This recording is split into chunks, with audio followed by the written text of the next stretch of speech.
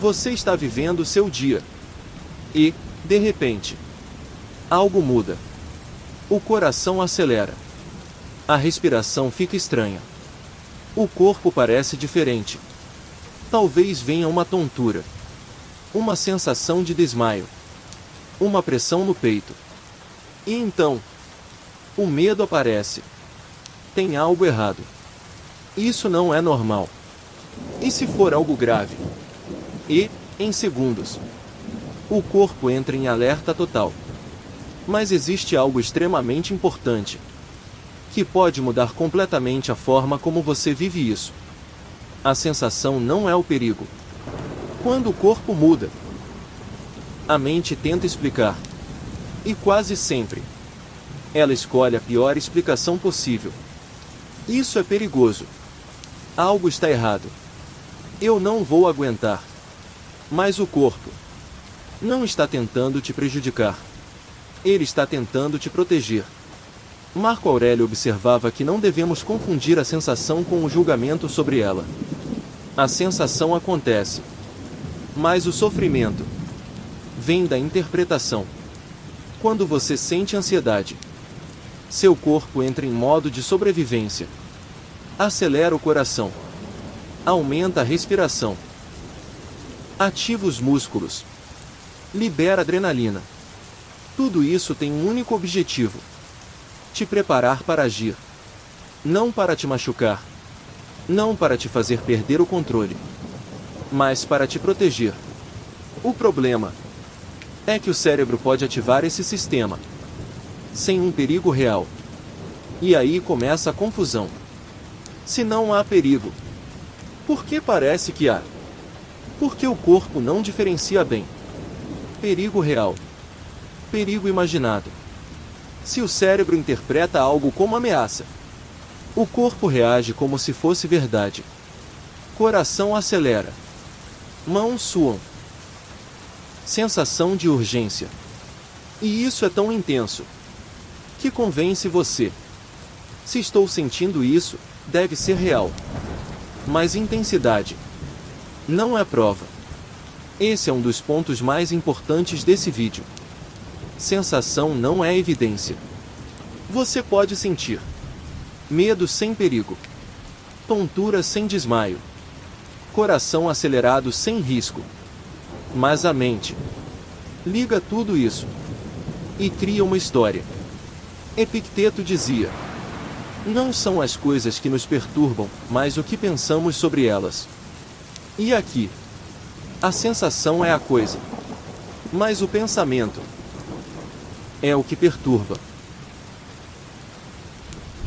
O ciclo começa assim: sensação, interpretação de perigo, medo, mais ativação do corpo.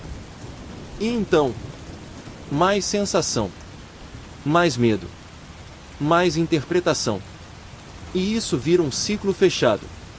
Não porque há perigo, mas porque o corpo está reagindo ao medo.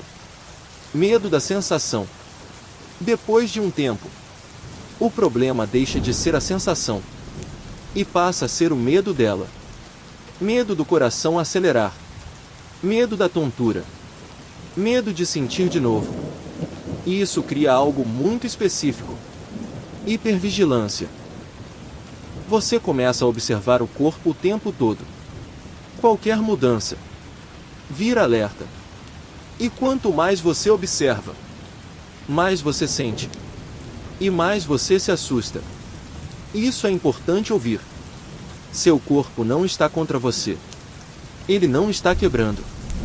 Ele não está falhando. Ele está funcionando. Talvez sensível demais. Talvez ativado demais. Mas ainda assim, funcionando exatamente como foi projetado. Sêneca dizia: sofremos mais na imaginação do que na realidade. E aqui, o sofrimento vem da interpretação do corpo. Quando você tenta parar a sensação, você faz o quê? Presta atenção nela. Tenta controlar. Tenta reduzir. E isso envia uma mensagem. Isso é perigoso. E o corpo responde. com mais ativação. Então acontece o paradoxo. Quanto mais você tenta parar, mais ela continua. Não porque é forte, mas porque está sendo alimentada. Existe uma mudança sutil, mas extremamente poderosa. Permitir a sensação. Não gostar, mas também não lutar. Marco Aurélio observava suas sensações como eventos naturais. Quando você permite, o corpo não precisa lutar contra você. E aos poucos, ele desacelera. Porque não há mais ameaça. Um dos maiores medos é: e se eu perder o controle? Mas sentir intensamente não é perder o controle. É só sentir. O corpo pode estar acelerado, mas você ainda está ali, presente, consciente. E isso é o que importa. Calma não é algo que aparece do nada. É algo que se treina. E esse treino é simples. Sentir. Não reagir com medo. Repetir. De novo. E de novo. E o cérebro aprende. Isso não é perigoso. E começa a reagir menos. Seu corpo não aprende por explicação. Ele aprende por experiência. Se toda vez que sente, você entra em pânico, ele aprende. Isso é perigoso. Mas se você sente e permanece, ele aprende. Isso passa. E isso muda tudo. A liberdade não vem quando a sensação desaparece. Ela vem quando você não tem mais medo dela. Porque aí, mesmo que venha, ela não te prende. Ela não te domina. Ela não te controla. E isso é liberdade real. Talvez seu coração ainda acelere. Talvez seu corpo ainda reaja. Talvez a ansiedade ainda apareça. Mas talvez você comece a ver isso de forma diferente. Não como perigo, mas como sensação.